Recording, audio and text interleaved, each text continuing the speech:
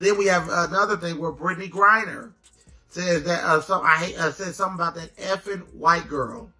Now, can you imagine the outrage if Caitlin Clark said those things? That injuries that black girl was running. The WNBA is once again mired in controversy, highlighting ongoing concerns about how the league treats its biggest star. Shocking footage appears to show Brittney Griner calling Caitlin Clark an effing white girl after fouling out during a game against the Indiana Fever. Meanwhile, the league, which has greatly benefited from Clark's immense star power, continues to ignore the systematic targeting and harassment of the player, who has arguably revitalized their struggling organization. What she said, but the way people are taking it is that she said some very disrespectful stuff. Alright, so let's take a look at what she is saying right here. I'm not a lip reader, but it looked like right here she says, effing white girls. Oh man, effing trash, effing white girls. Effing trash right there. Effing. What unfolded on Thursday night during the Indiana Fever's 81-76 victory over the Atlanta Dream was nothing short of disgraceful. Though, sadly, not surprising to anyone who has been following how some WNBA players treat Caitlin Clark. Brittney Griner, the same player who was once at the center of an international incident and traded for the so-called Merchant of Death, appeared unable to handle being outplayed by a 22-year-old point guard who weighs nearly half as much as she does. A post from Brittney Griner, and I don't. One thing I don't understand is that, like, there is some kind of flimsy evidence, I guess. Like, we're not lip readers. We're not lip readers. She probably says trash. Like, it sounds like she has said. It looks like what it apparently says is effing. After struggling throughout the game, managing only 5 points in 25 minutes, Griner was ejected for accumulating too many fouls. However, instead of leaving the court with the dignity expected of a professional athlete, cameras appeared to catch her mouthing the words trash and effing white girl in reference to Caitlin Clark. Let that sink in. A veteran player, someone who should be setting an example for younger athletes, allegedly resorting to a racial slur simply because she couldn't handle being outplayed by someone half her size. I did not watch the game in its entirety. Brittney Griner fouled out late in the fourth, and she was in foul trouble the whole game.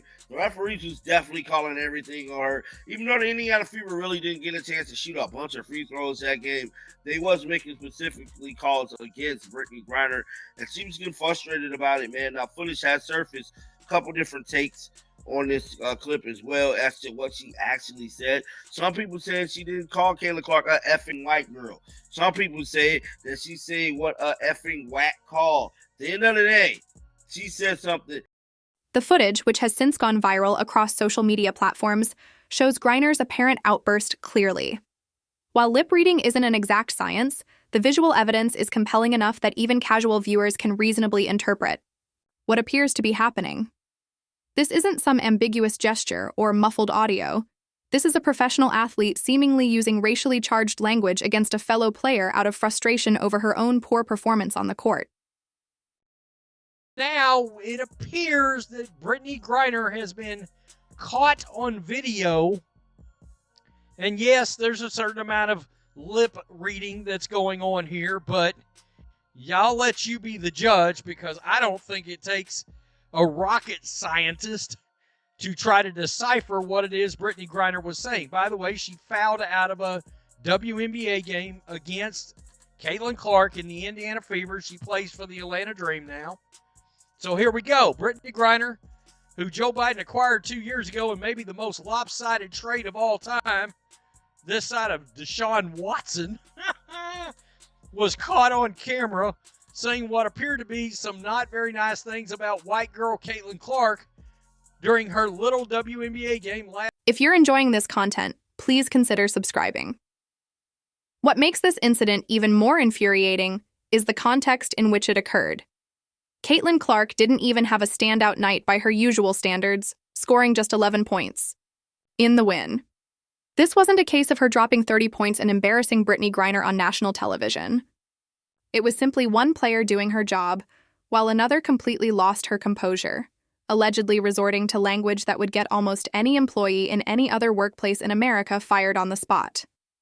But the Griner incident wasn't even the only controversy involving Clark during that game, which perfectly illustrates the hostile environment she faces every time she steps onto a WNBA court. In the same contest, Clark was also involved in an altercation with Ryan Howard, resulting in both players receiving technical fouls. The league's response? Identical $30 fines for both players, as if they were equally at fault. Think about that. The WNBA reviewed an altercation involving its most high-profile star and another player, then issued what amounts to pocket change and fines to both, signaling equal responsibility. Yet when Brittney Griner appears to use racially charged language against that same star player, the league's response has been total silence. A lot of very, very racist women. Right? These are racist women who were told that they were God's gift to women's basketball, that they are black, and because of that, they are better than white people at sport. That's the one area that they can succeed over white people in sports, right? And this is their league, right? Then you got a young, the stereotypical white girl, pretty, skinny, is better than it comes into the sport and becomes the Michael Jordan, LeBron James of the sport. The face gets more publicity on one than they ever got in some of their playoff, any of their games ever. Brings more money. They are extremely jealous and won't say it. They want to make it like it's typical basketball, but no, they have made it very clear. Angel Reese, the Brittney Griners, nobody cared about their league. This represents the kind of selective enforcement and double standards that have become a defining trait of the WNBA when it comes to protecting Caitlin Clark. Whenever Clark is involved in a physical altercation, the league is quick to assign equal blame and issue-matching punishments, as if the player who has revolutionized the sport is somehow equally responsible for every negative encounter she experiences. But when other players cross lines that have no place in professional sports, the league suddenly develops a case of selective blindness. The $30 fine from the Ryan Howard incident becomes even more absurd when you consider what Caitlin Clark brings to the WNBA financially. She's a player whose presence can turn an ordinary Tuesday night game into a cultural event. Her jersey sales have shattered league records, and her games routinely draw television audiences that most other WNBA contests can only dream of. Yet, the league continues to treat her like just another player when it comes to discipline, while failing to protect her when she becomes the target of clearly inappropriate and unprofessional behavior. What we're witnessing, in both the Griner incident and the broader treatment of Caitlin Clark, is not a series of isolated events. It's part of a clear, systematic pattern of targeting that has become too obvious to ignore. Another thing where Brittney Griner says that said something about that effing white girl. Now, can you imagine the outrage if Caitlin Clark said those things? That Angel Reese, that black girl, was running from that. Why is it that the black players can be openly racist? There's investigation into racist comment, but you can be racist toward a white girl who is bringing all these eyes to the WNBA. Now, Brittney Griner appears to be taking this pattern of targeting to an entirely new level by introducing deeply inappropriate language into her frustration with Caitlin Clark's success. This isn't competitive trash talk between athletes. This is a veteran player seemingly crossing racial lines because she can't handle being outplayed by someone who embodies everything the league should be celebrating. The pattern is undeniable. When certain players can't match Clark's basketball, talent, drawing power, or professional demeanor, they resort to controversy, manufacturing drama, or, in Griner's case, allegedly using language that has no place in professional sports. It's like watching a group of adults so frustrated by a child's success that they stoop to playground bullying tactics. Only these aren't children. They're professional athletes, supposedly representing the highest level of women's basketball. What makes this pattern even more disturbing is how predictable it has become. Every time Clark has a standout game, breaks another attendance record, or brings a wave of new fans to the sport, you can almost set your watch to the next manufactured controversy. It's as if some players have made targeting Clark their main contribution to basketball discourse, rather than focusing on elevating their own play.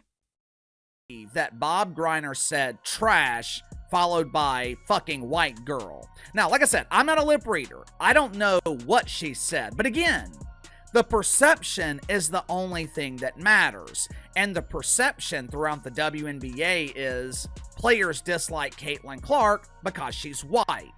I think the main reason they dislike Caitlin Clark is because she's white and has elevated the league into the mainstream. Perhaps the most infuriating aspect of this entire situation is the WNBA's complete failure to protect the player who has done more for the league than anyone in recent memory.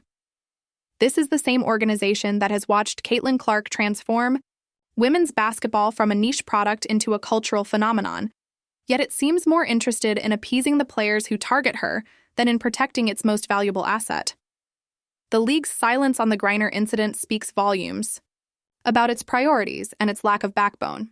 Faced with footage that appears to show one of its players using racially charged language against the league's biggest star, the WNBA has chosen to look the other way rather than address the issue directly. This isn't just poor leadership, it's cowardly leadership. It reflects a willingness to avoid difficult conversations at the expense of upholding professional standards. Compare this to how other professional sports leagues handle similar situations. The WNBA's failure to act on the Griner incident becomes even more egregious when contrasted with its swift response to far less serious matters involving Clark. In the case of the Rhyne-Howard altercation, the league was quick to assign equal blame, demonstrating that it is fully capable of taking action when it wants to. But when apparent racial language is directed at its star player, the league suddenly goes silent, paralyzed by its own unwillingness to confront the issue. The thing is, I wonder what would happen if you catch one of the white players saying effing black girls. You know what I'm saying? Like, what would happen if Caitlin Clark was saying something around that way with her lips? Oh, the internet would burn down, fam. They will be coming at Caitlin Clark left and right. You already have some people, especially in the media, saying, oh yeah, Caitlin Clark always get these special whistles. She's this, she's that, race this, race that. So I can only imagine if she messed around and had a video that was close to something like this. Come on, fam. From a purely business standpoint, the WNBA's failure to protect Caitlin Clark may be one of the most short-sighted decisions in modern sports management. This isn't just about doing the right thing morally, though that alone should be reason enough. It's about safeguarding an investment that has fundamentally transformed the league's trajectory. Caitlin Clark's impact on attendance, television ratings, and merchandise sales isn't anecdotal. It's backed by measurable data across every key financial metric the league tracks. Her games consistently draw significantly larger audiences than others. Her jersey is the league's top seller, and her presence has brought in sponsors and media coverage that the WNBA couldn't have secured with its entire marketing budget. And yet, the league seems intent on undermining that success by allowing a toxic environment to form around its biggest star. When players like Angel Reese are allowed to manufacture controversies for months without consequence, or when Brittney Griner can allegedly use racially charged language without facing suspension, it sends a clear message. Targeting Clark is fair game. This approach isn't just ethically questionable, it's financially reckless. The WNBA has spent decades struggling for relevance, fighting for TV time, and trying to capture fan interest. Then Caitlin Clark arrived, solving many of those problems almost overnight. Yet instead of protecting the player who has revitalized their brand, the league is standing by while others drag her down, players who should be thanking her for elevating the sport they all share. One person said, I will be reaching out to the WNBA to ask if Caitlin Clark, a trash effing white girl, violates its recent announcement, no tolerance for racism and no space for hate campaign. Will report back. Now, that is interesting because we know that they've been pushing their whole campaign about racism, attacks, and all these different scenarios playing out in the W. The business community understands this concept instinctively. When you have an employee who dramatically increases your company's value and profile, you protect that employee from workplace harassment, toxic behavior, and hostile environments. You don't allow others to target them with impunity while pretending it's not your responsibility to uphold professional standards. A suspension for Brittney Griner wouldn't just be about punishing one player for inappropriate behavior, it would represent the WNBA finally committing to establishing and enforcing professional standards that protect all players, especially their most valuable ones. The league has a clear opportunity to send a strong message that racial language, regardless of the circumstances, has no place in professional basketball. Consider the impact such a suspension would have throughout the league. It would signal that targeting fellow athletes with racial language carries serious consequences, beyond social media backlash. It would demonstrate that the league takes workplace harassment seriously and will not tolerate behavior unacceptable in any other professional environment. More importantly, it would show Caitlin Clark and other players that the WNBA is committed to maintaining professional standards and protecting its athletes from hostile behavior. This isn't about special treatment for star players. It's about upholding basic professional conduct that should apply to everyone, regardless of status or popularity. At WNBA, what is your current policy on respect to fellow players and racially motivated hostility? Yeah, I mean, what are we doing? The treatment of Caitlin Clark represents a microcosm of everything wrong with how the WNBA positions itself and manages its talent.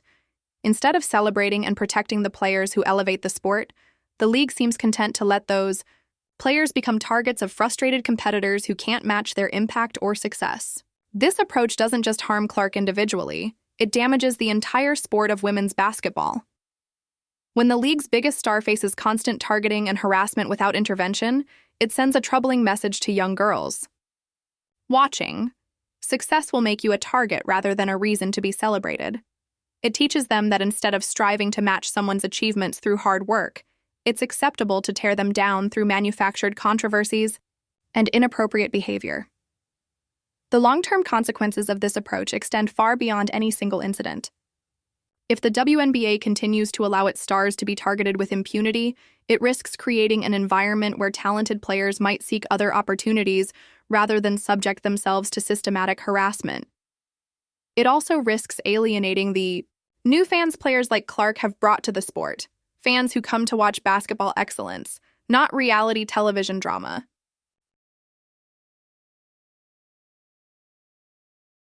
What happens when a white girl joins a majority black league? Her coming to the league brings more viewers, more ad money. The Caitlin Clark tide is going to, if embraced, rise all boats.